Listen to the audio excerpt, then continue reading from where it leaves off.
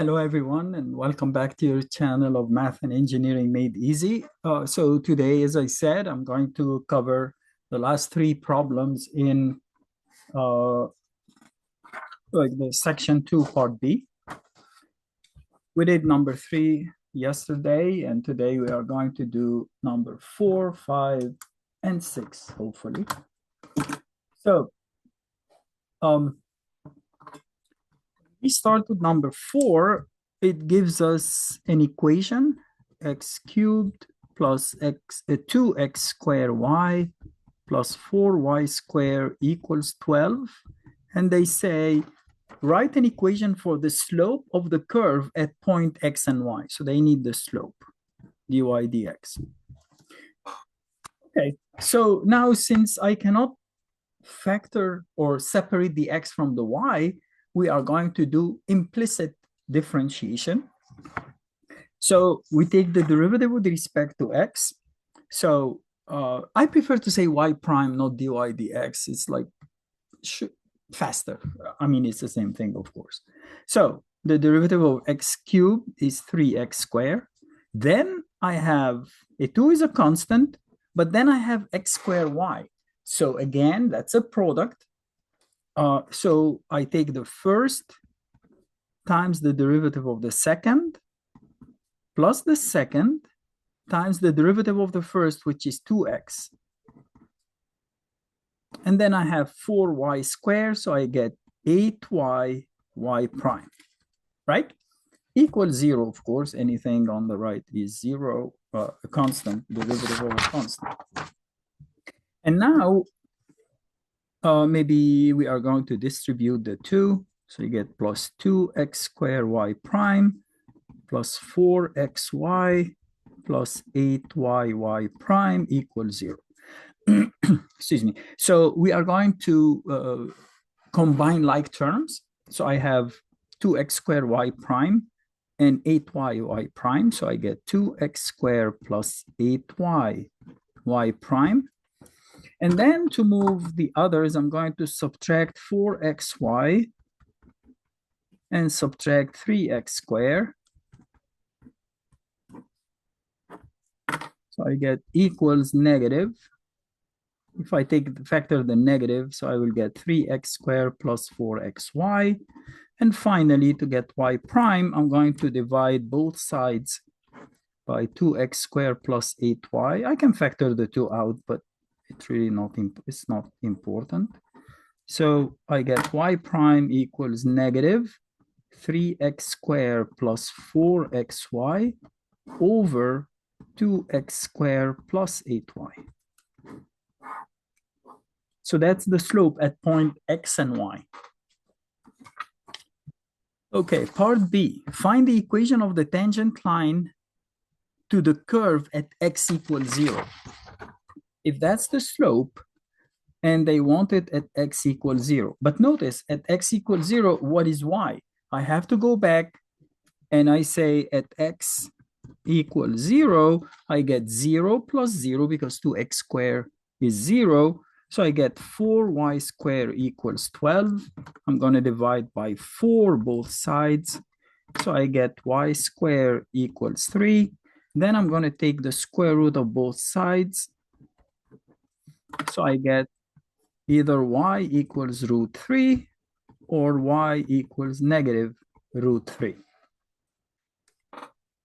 So y prime at 0 equals negative. The numerator has two terms that have x, so it's 0 over anything, so over 8y or 8 root plus or minus 8 root 3. So it doesn't matter, equals 0. So now if the slope is 0, it means it's a horizontal line, meaning just y equals root 3 or y equals negative root 3.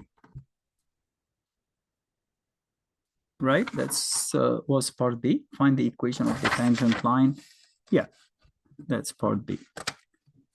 Okay, so that's fast. If the equation given for the curve is the path of a car travels in feet over t seconds, find d2y over dx squared at 0 and root 3. So only root 3.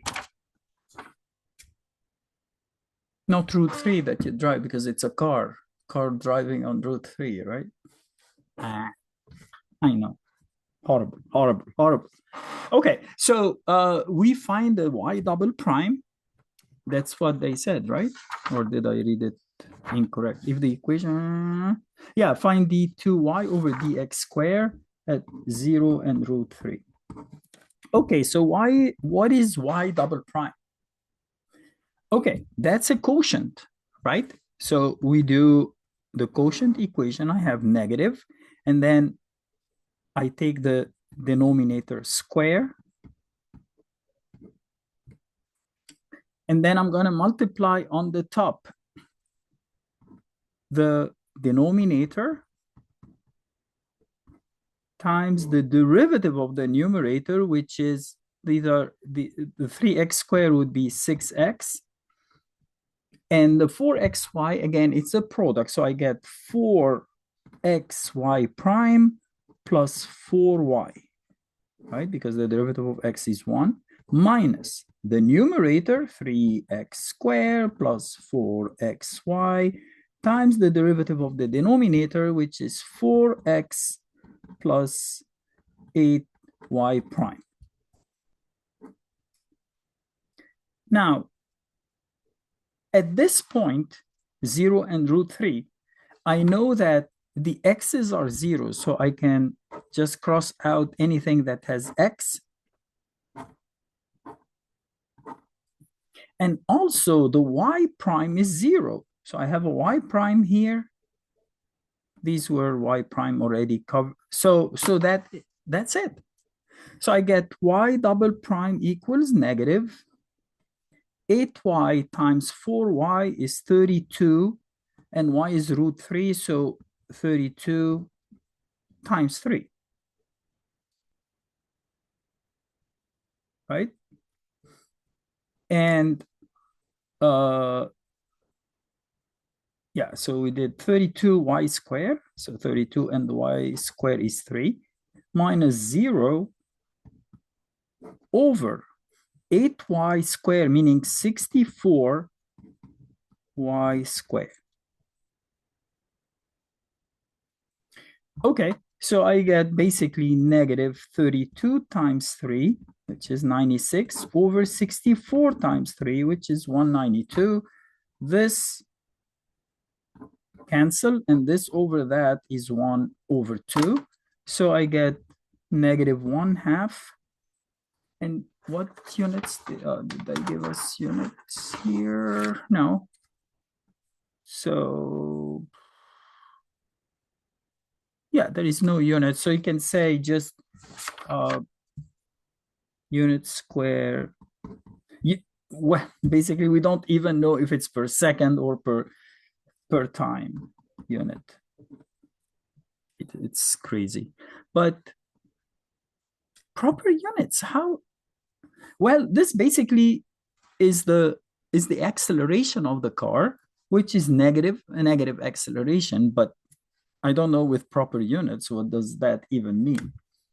So units of distance square over units of time, whatever that is. So they could have just give us, oh, I'm sorry, it's my mistake. Feet over t seconds. So this is negative 1/2 square feet. Oh, I'm sorry, I didn't read it. And that's the car acceleration. Sorry, guys, it's my mistake and I'm blaming them. Okay, now let's do number 5.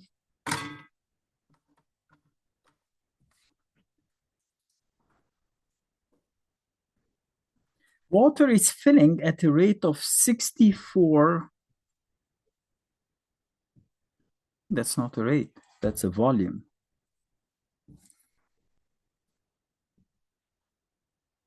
Second, so, oh my God, this is terrible. dVdt, oh, no, you won't find problems like that in the actual test. This is probably somebody was doing a mock-up exam and, you know, they just forgot to write many things, but Don't worry, the national exam is reviewed multiple times by different people, so you won't find errors like that. 64 pi cubic inch per second, because that's a rate. It's not cubic inch only. Into a conical, oh, again, cone that has a diameter of 36 inch at its base. And it's a cone, so if you draw it sideways, it looks like a triangle. And whose height is 60. Well, we didn't draw it to scale. I should have read first. And this is 60 inches. Okay. Find an expression for the volume in the tank in terms of the radius. So as a function of R. Okay. Notice here I have R. So R equals 18 feet. No, 18 inches. I'm sorry. Everything is in inch. 18 inch. And the height is 60. And I know that the volume, we already did a very similar problem before, 1/3 area of the base times the height. But now they want it in terms of R. So I have to write H as a function of R so that I can take the derivative and find the R dt. Okay, I cannot just use H. So if I drop a line, a perpendicular line here, that would split the base into 18 and 18, the radius. Now I can find the relationship between R and H, right? R over H is 18 over 60. Or I can do it backwards. In fact, I can simplify 3 and 10. So it's basically, it's better to write H over R is 10 over 3, or H equals 10R over 3. So now my V becomes 1/3 pi R squared times 10R over 3 equals pi over 9. No, 10 pi over 9 R cubed. So that's what they want in part A, to write the volume as a function of the radius. In part B,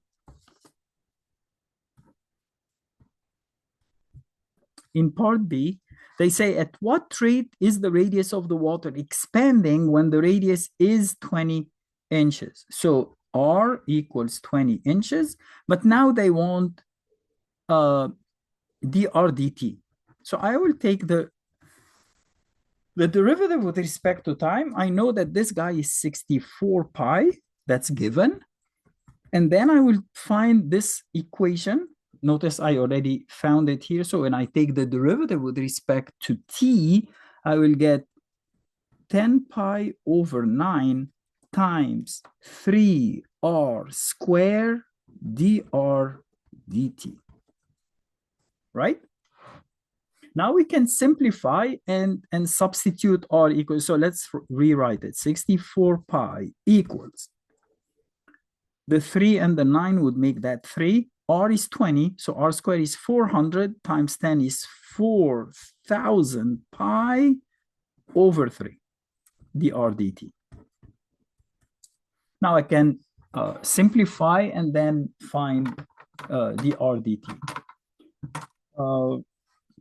The pi and the pi, if I divide this, say, by, in fact, I think I can divide by 60, but let's do it one step at a time. If I divide, say, by 8 to get 8, I know that 4,000 over 8 is 500, right? Know how to divide by 8 is double that, so you get, instead of 1,000, you get half of that. And then you divide by 4, you get 2, and here you get 125. So dr dt equals when r equals 20, you multiply both sides by 3 over 125. So the 3 and the 3 cancel, the 125 with the 125 cancel, and you get 2 times 3, 6 over 125 inch per second. That is the rate of increase of the radius with respect to time when the radius is 20. Of course, as you go higher, the radius would decrease, and that rate would increase, of course, but they want it just at this point. I hope we did the math correctly. I think so. Okay. So part C, it says how fast is the height of the water, meaning dH dt. What does it equal? Increasing in the tank when the radius is 20. So also at the same time. So the radius is increasing 6 per 125 inch per second, but what about the height? Okay, we know the height is 10r over t, over 3, right? So dH dt equals 10 thirds dr dt. dr dt, we know it's 6 over 125. So I do 10 over 3 times 6 over 125. The 6 and the 3 would make that 2. I divide the 10 by 5, I get 2. By 5, I get 25. So this becomes 4 over 25 inch per second. And that's problem number 5. Okay. Finally, we do problem number 6. The last one.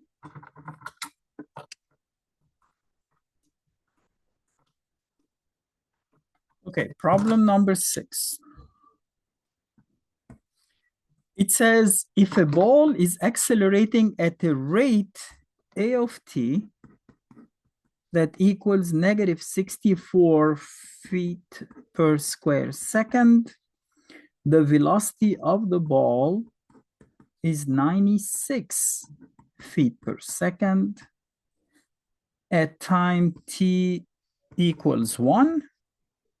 And then the height, maybe we call it y of t, of the ball is 100 feet, also at t equals 0. What is the equation of the ball's velocity? V of t. So how do we find V of t? Notice this is V of 1. T is 1, right? We could have written that V of 1 instead of V of t and then t. So V of 1. So we don't confuse it. V of t is the integral of the acceleration. It's the integral of a of t dt. So it's the integral of negative 64 dt equals negative 64, okay, 64t plus a constant. And then we substitute at t equals 1, v is 96. So 96 equals negative 64 times 1, meaning negative 64 plus a constant. I'm going to add 64 to both sides. And I get c equals 160. So v of t equals negative 64t plus 160 feet per second. That's part A. So that's an easy problem. I don't know why they... Okay, part B. So there is C and D. The time when the ball is changing, excuse me, changing direction. Of course, changing direction occurs only when the velocity is 0, right? So it's going, for example, it's going up, decreasing because of gravity, and then it stops, and then it goes down. So as you know, this is the same as we say, if I have a parabola, what I see when the velocity or the first derivative of the distance or the height equals 0, right? Same thing. So they want when the velocity, when it changes direction, you have to say the ball will change direction or changes direction when v of t equals 0. So you're going to set up this equation, and then you're going to add 64t to both sides. I'm going to write the 64 on the left, doesn't matter, equals 160, and then I'm going to divide by 64,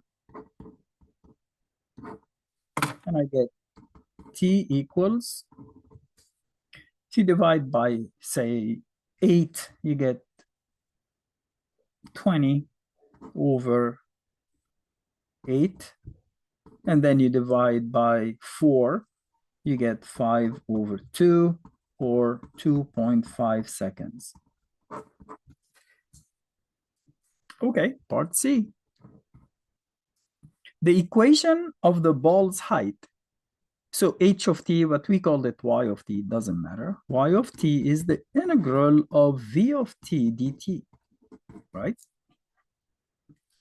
So it equals, I have v of t, the integral of negative 64t plus 160 dt equals negative 32t squared, because t squared over 2 would make the 64 32, plus 160t plus, maybe we call it c2 since we already had c equals 160. And then they tell us that the height is 100 when t is 0. So I substitute with 0, and I say 100 equals negative 32 times 0 plus 160 times 0 plus c2. So c2 equals 100 feet.